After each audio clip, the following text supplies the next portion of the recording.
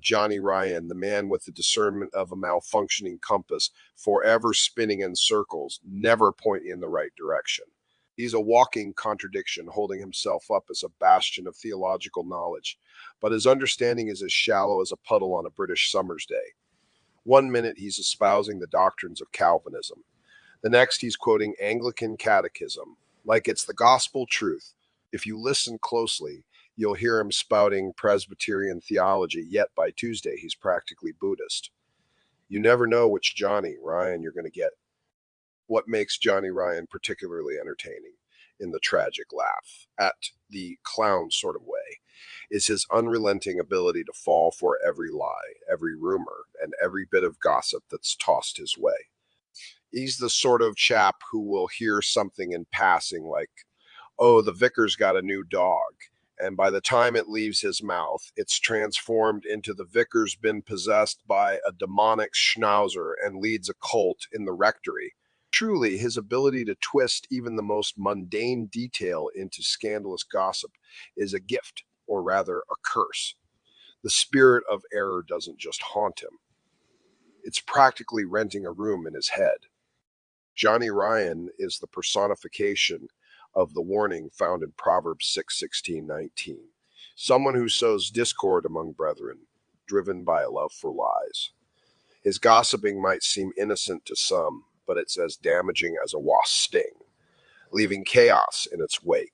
In fact, it's as though Johnny takes Proverbs as a checklist of traits to aspire to: a lying tongue, hands that shed innocent blood, metaphorically, of course, feet that run swiftly to mischief, and a false witness. The only thing missing is a Proverbs bingo card for him to keep track of his progress. And yet, what's most comical is how he's played, manipulated by those who find his gullibility amusing. He believes every lie, no matter how ridiculous, and spreads it like wildfire, thinking he's doing the world a service. He's a puppet, but the only one who doesn't see the strings is Johnny himself. When he's not running after theological trends, he's busy attacking others for their lack of understanding, blissfully unaware that his knowledge is as flimsy as a wet paper bag. What would be a fitting title for Johnny? Perhaps the gossiping gladiator, forever fumbling with theological fads. He's the kind of bloke you'd expect to be a gentle florist, but instead he's the loudmouth in the corner spreading half-baked doctrines, convinced of his own brilliance. Jonnie-Ryan, the man who thrives on litigation threats and boasts grand connections with conglomerates like Google.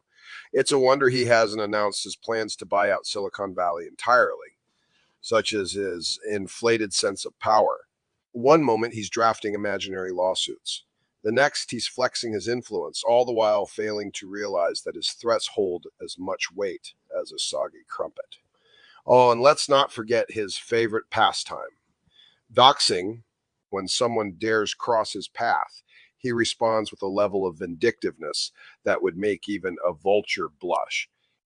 But what's even more laughable is his arrogance wrapped in ignorance. He waves around the idea of court as if it's a magic wand that will silence his critics, completely oblivious to how laughable his threats are. It's like watching a toddler with a toy gavel shouting order in the court, while everyone else stifles their giggles.